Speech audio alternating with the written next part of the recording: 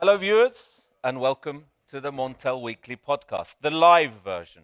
We are broadcast direct from Oxen Island, just outside Bergen. Beautiful surroundings. It's bright and sunny outside. I'm sure it's always like this in Bergen, isn't it? Today we'll take a deep dive into the energy transition. We will look in particular at the electrification of transport and mobility. Now, my name is Richard Sverrisson. I'm the host of the Montel Weekly Podcast, and I'm joined by three experts and practitioners of the energy transition. So we're very privileged to have three excellent guests today. Marit of Plug, Therese Gjerde of Kinect Energy Services, and Marit Meland of Eviny. So a warm welcome to you all three. I'm looking forward to this discussion. Now, I'd like to start, Marit, by asking you. As we came into the islands and landed, came on shore, there were two batteries here, they were provided by your company. Could you provide us with a bit more information about these batteries, what they're doing, how they are used? Yeah, so this island is not connected to the grid in any way. So there is no supply of power here. Normally, they would power the island by using a diesel generator.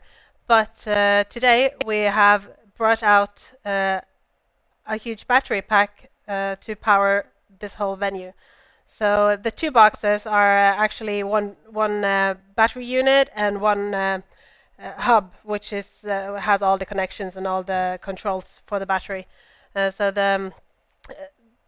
the primary use of these are for construction, for powering temporary needs, where you have a small grid connection and you need more power than what you can get from the grid, or as in this case, where there is no connection at all. Okay.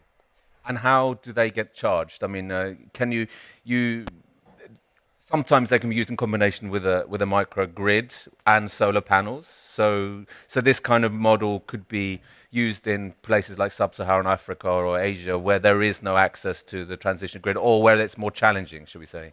Yeah, there are different types of uses for these types of batteries. They can be used in island mode, as is the case here, where there is no connection. They could be connected to the grid for peak shaving. They could also be connected to any sort of generator, where they get some power from the generator and provide more power out than what you would get directly from the generator. So if you're using a diesel generator, you can use it at optimum drive and you'll eliminate idle use, or you could use other better alternatives than diesel. More on that in a minute, but that battery out there, how long would that take to run dry? It all depends on what it's connected to. Okay. So we did, before deciding on this setup, we had to do some estimations of how much energy we're going to use today. And so this battery has a capacity, usable capacity of about 250 kilowatt hours. So at 25 kilowatt pull, you would have 10 hours use. So about the same as my iPhone, maybe. Yeah. But excellent, thank you, Marit. But you mentioned diesel. Now, if I can turn to you, Marie. We came here in a diesel boat, but you're in the business of electrifying or helping to electrify the maritime industry, ships of all shapes and sizes. Tell us a little bit about that. What we do is that we try to help with creating the infrastructure that is needed for the ships to either connect to the grid while they are berthed, or to charge if they have a battery on board. And our preferred business model is to do that in a joint venture with the port or the owner of the quayside, and through that we believe that we could do it both faster and in a better way than if this were to be done like for all separate quay owners finding out how to do this by themselves. Yeah. And what's the sort of charging infrastructure like at present? I mean, is it up to is it good enough, should we say? So when it comes to charging infrastructure for the maritime industry, obviously in Norway, it's very easy to point to the ferry industry where we are, I think, world leading, and we have lots of ferries that are already electrified. Unfortunately, plug is not part of that segment yet. We would very much like to be that. But for the backside of that is that for the ferries, we don't have any standards. So the charging infrastructure that is being built all along the coast is built just for that ferry, and it will only last for the 10 or 12 years that ferry will run from one point to the other, and it's different from place to place. When it comes to other types of maritime charging infrastructure, we have built at least some chargers for smaller vessels, like leisure boats and work boats for the fishing industry and for the for the fishing industry, and that's typically the same technology as we see for electric vehicles. So it would be Type 2 and CCS chargers. So either like slow charging or fast charging with DC power. And if I understood it correctly, then you would also assist large cruise ships from desisting from burning diesel while they're in ports, which is quite important for the air quality in a lot of these towns, isn't it? Yes, but the difference is that type of infrastructure, that's not charging, that's only shore power. Okay, that's just supplying the power from the grid to the ships. And that's where also Norway is definitely in a leading position in the world, actually. Yeah. So that's shore power, which is quite distinct from the charging. Yeah. Now, Therese, if I can turn to you and ask more about, these are very good examples of the ways in which we decarbonize our energy systems, are they not? But there are several challenges ahead. Yeah, and I think electrification is of course probably the main solution for decarbonization of the transportation industry, but it doesn't solve the bigger problems we have on let's say, the longer haul transportation, on aviation and also on shipping. For those segments, electrification is not the viable solution today. So we also need to look at other types of technologies and solutions for those segments. And the three other solutions besides electrification would be hydrogen, green hydrogen, it would be synthetic fuels, and it would be biofuels. And they all come, including electrification, they all come with pros and cons. If we start with the electrification, the obvious cons is that the infrastructure is available, at least to a large degree, and it's the cheapest and purest form of energy in many ways, right? But you still need a lot of investments in terms of the grid infrastructure to digitalize the grid, and also in battery technology for it to be a scalable and a full solution today. Then you have the hydrogen part, which comes with a lot of infrastructure problems. There isn't a viable infrastructure for hydrogen today. And it's also not a very energy efficient solution in its purest form. And of course, you need a lot of electricity to produce it, right? So you're kind of back to the same problem with the electrification. And then on the synthetic fuels, or the electrical fuels, as we also call them, e-fuels. Also there, you need a lot of power to produce them. You would need hydrogen to produce them, and you'd need direct air capture to solve for that problem. And the cost of that is, who knows? I mean, direct air capture, what's the cost of that? Is that even a viable solution? But it is a drop-in fuel, so you can use it today. You can drop it into any engine. It has the same qualities as normal type of fuel. But yeah, it comes with all these issues.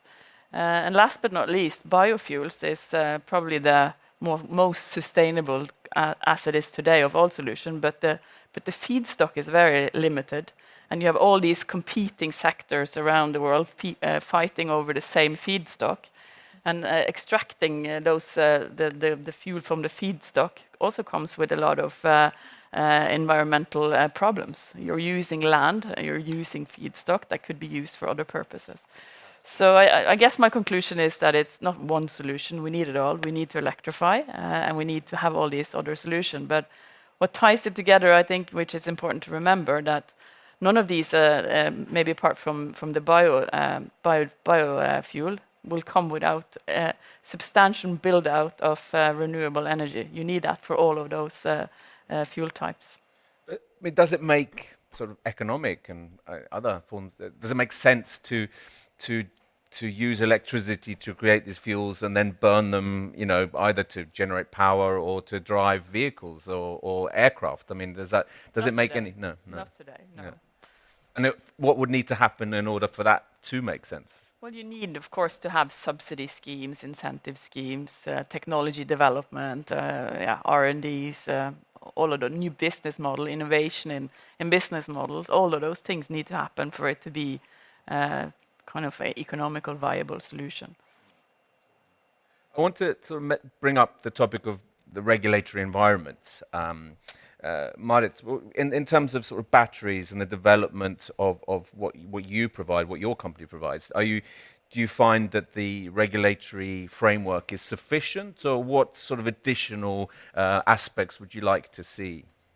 We are working mainly towards construction industry, and we do have the biggest city municipalities in Norway have signed an agreement that by 2025 all the public projects in these cities are going to be 100%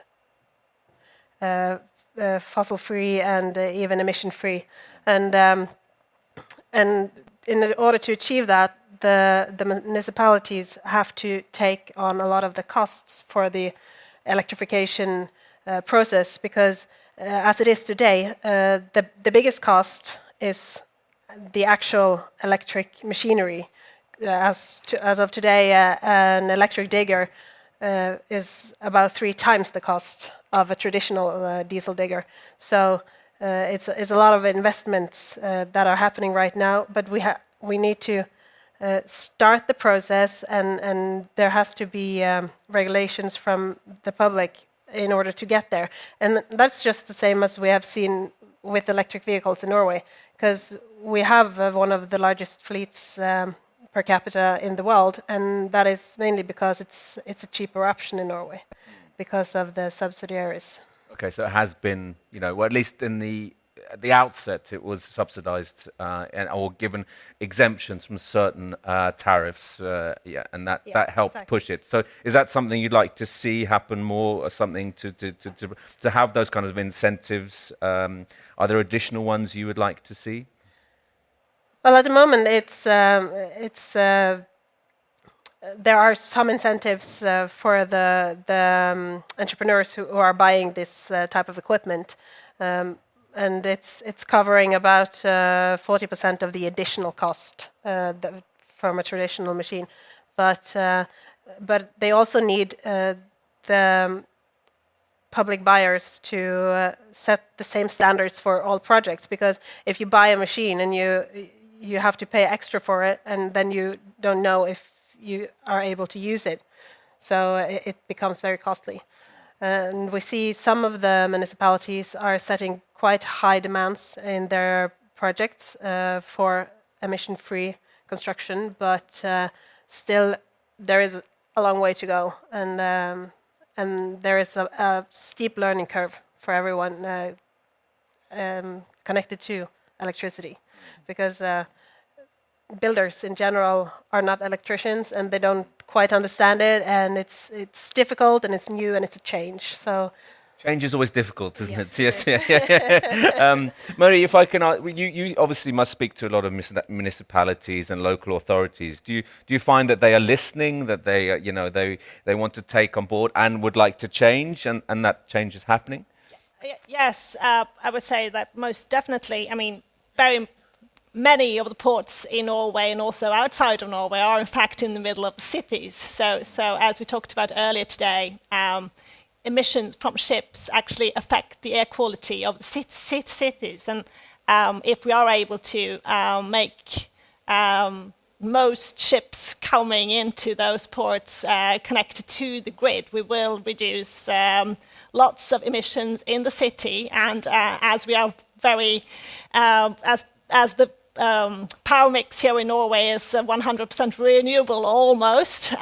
We also reduce a lot of CO2, so it's kind of like a win-win situation for everyone. So I think that talking about shore power infrastructure and also charging infrastructure to the municipalities and the decision makers is not a very hard task these days. Okay, yeah. So that's and do you find that the regulatory framework in which you're operating is good enough, or would you like to see some changes made?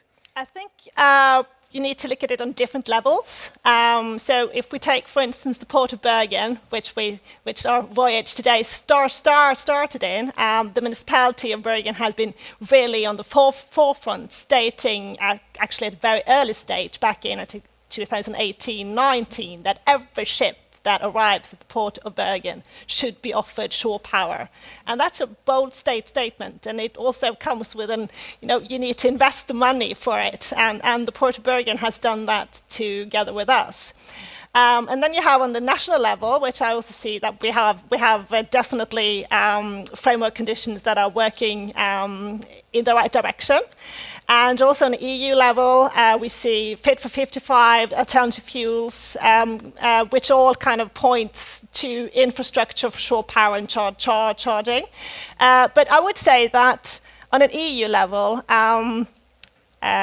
it's all about the big ports and the big ships, and we definitely also need to work with the smaller ships. So I would very much like to see also more regulations for the smaller vessels and not just the big ones. Because always big Yes. is better, but it needs to also look at the micro level there as well. Absolutely. That's where the volume is, right? So Yeah, of course. Yeah. Therese, if ask you about the regulatory environment. For example, you mentioned biofuels, sustainable fuels, hydrogen, green hydrogen. Is what needs to happen to push that along from the regulatory side? It's a big question. I think the complexity of the regulation and it's really hard to navigate. So I would welcome harmonization, not only in EU but globally on the regulatory side. But obviously more incentive to drive investment is needed. Infrastructure, especially incentives to build out the infrastructure to enable the build out of hydrogen is really crucial. But I think overall the decarbonization is being faced with a high complexity on the regulatory side, which makes it challenging, right? Exactly, and you need to at the same time provide signals and potentially are more subsidies the answer, do you think, or should you want the subsidies rather than market signals or price signals, do you think? I think you probably need both. I think especially in the beginning you do need subsidies, but yeah, with more transparency throughout the value chain, definitely we should open up for more market power and market forces. But yeah, subsidy is needed to get started. I definitely think so. As we've seen for renewables, the renewable sector across Europe, that subsidy push, gave a big helping hand to that sector. Marit, there's been a lot of talk in recent months, even maybe further back, about the batteries and the rollout of batteries, given the global regulatory environment. And if you look at the US with the IRA, a lot of battery manufacturers have considered, not shutting down operations in Europe, or in the Nordic region, but certainly not opening new ones and looking to the US and setting up factories there.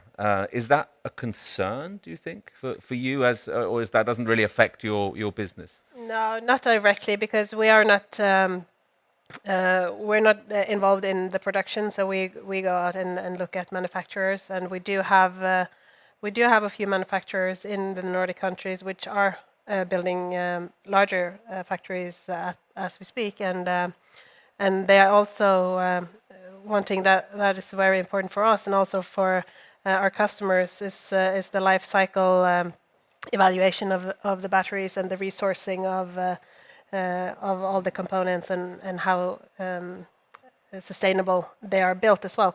And we think that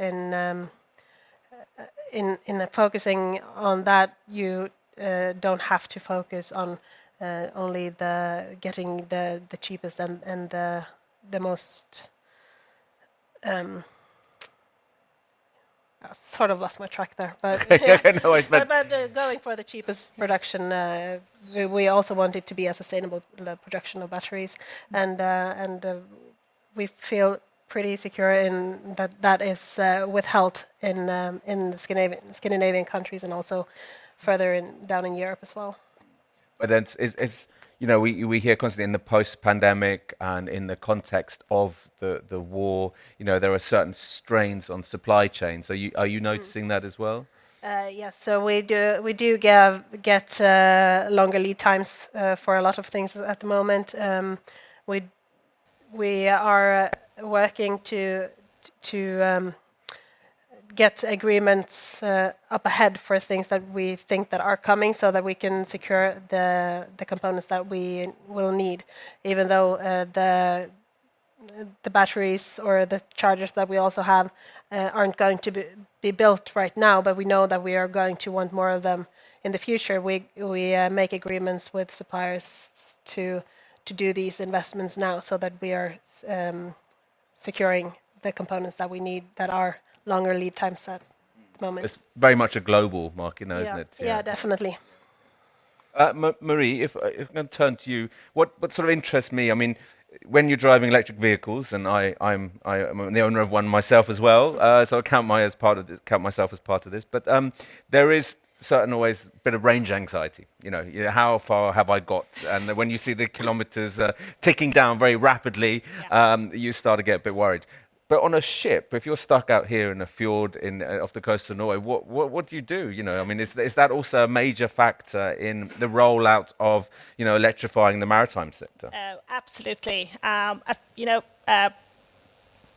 Doing electric boating is actually like driving uphill all the time, because there's so much you need to pull away the water all the time, right? So it's not, in that case, not very energy efficient, but that also calls for quite a lot of infrastructure for this to work. And if every one of us were to have an electric boat and go out fishing and be out for a whole day, you could, with the technology and the boats that are on the market today, you could do that if you didn't have to go too fast. You could almost go like a whole day and like really, really slow and do your fishing and then go back. But if you wanted to go like 30 knots and then perhaps do some water skiing or wakeboard and things like that, you would definitely have to have a fast charger onshore in order for that to be possible. So range anxiety is definitely also an element in electric boating, but it's often, I think, I mean, you could also have that by having a fossil boat, because you could run out of fuel with that as well, and it shouldn't be any worse, basically. So, electric boating is possible, but we definitely need more infrastructure for it to be an option for everyone. And what could be the answer? I mean, say if I'm stuck out in a fjord and suddenly I run out of juice, what do I do? Just float to the next harbour, or do you call out an emergency row to shore? Or, well, I would say that you do exactly what you would do if you run out of fuel. That's my first answer. And then the good thing about electric boats is that they're much, much smarter than the boats that we have today. So there's actually a take me home function. So if it sees that you're getting too far away from home, then it's like, no, you need to slow down, and it's almost kind of turning you back. So technology will help you. Exactly. Technology answer. Yeah, it's very good. Excellent. I know there should be. You said there should be more focus on the smaller units here, but if we turn to the big shipping, as in cruise ships, ferries, big shipping, big ships, basically.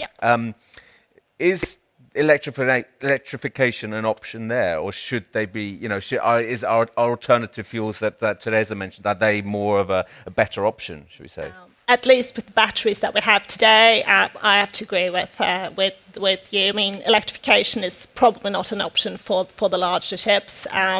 For the ships that kind of go along the coast really slow and have lots of stops, it's probably possible.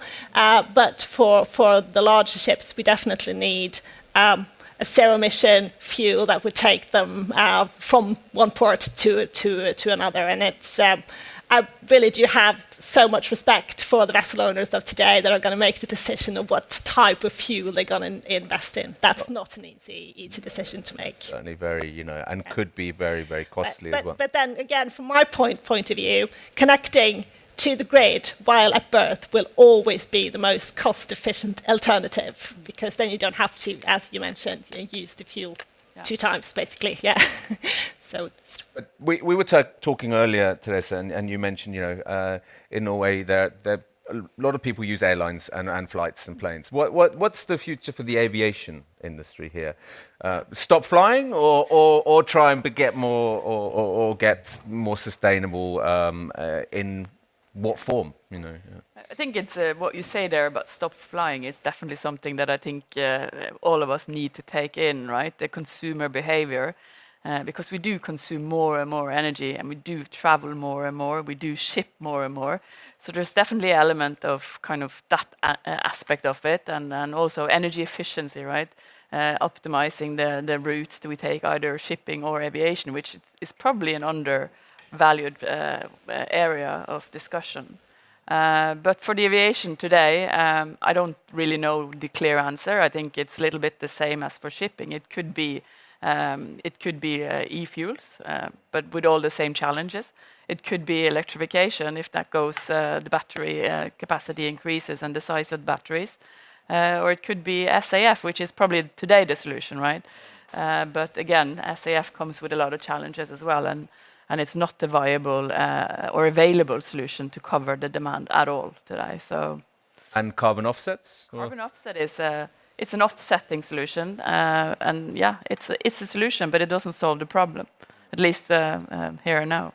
So it's, again, as Marit said, it's a question. It's a very difficult aspect of the airlines that they need to answer these issues. Yeah. What would you say, Therese? These are very good examples of the decarbonisation agenda. How we wean ourselves off hydrocarbons. What would this do, sort of, to energy demands? Electricity demand. And is the supply there to match what's coming online? Yeah, I think I kind of mentioned it initially as well. It's heavily depending on electricity, right? If it's hydrogen, or if it's e-fuels, or if it's electrification, the basis of it is the build out of electricity, and the build out of the grid, which is also very, very important, right? With all the new intermittent energy sources that are coming in, and all the technology coming in, the kind of robust grid infrastructure is more needed than ever right now going forward. So, yeah, the electricity demand is going to go skyrocketing, that's for sure. And are there's often, do you find that the incentives to invest are there? Because in these kind of major infrastructure projects, because often the mixed signals coming from policymakers makes some of these big decisions a bit more difficult. Yeah, it's I guess a difficult question to answer. There are good incentives in some areas, but other areas not, right? And I think the harmonization of these incentives needs to happen. We can't just build out in one area. We need to look at it from a global perspective. But yeah, it's certainly not enough in all regions of the world. So that stable regulatory environment was obviously all important. Yeah. Without sort of interventions that are retrospective as well, that doesn't really help that environment. Absolutely. But we are a live podcast here, so if there are any questions from the floor. As we are coming close to the end. I can always squeeze in a question.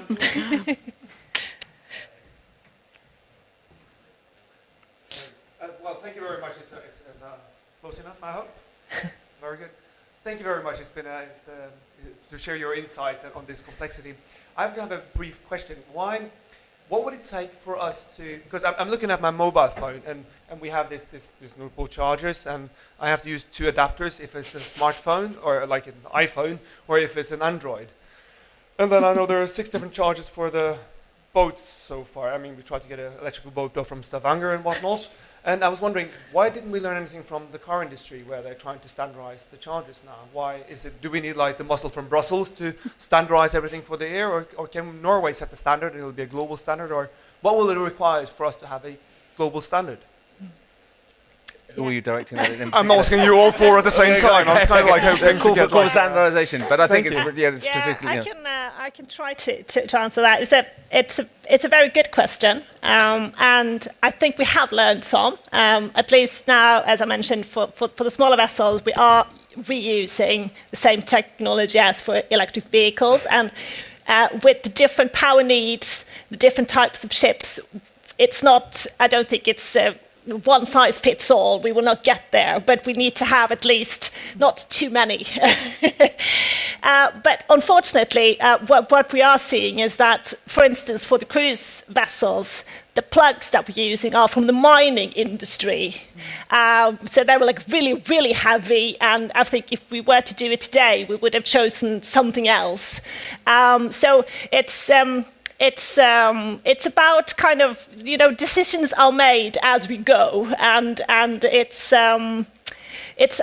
think that we just need to continue to kind of demonstrate what's working and what's not working, and if things are working, then definitely there's a higher chance of it being a standard going forward. So at least what we need is for the same plugs to be available both in Norway and on the continent and in the US. And if it's not the ideal plug, then still it's better that it is the same than it is the same plug for all segments. But there's definitely quite a long way to go before we have a standard for all vessels. And the vessel that we arrived on today, for instance, is a typical type of vessel that we don't have any standard for as of today, and it needs to be done. And I think Norway is a great place to show what it could be.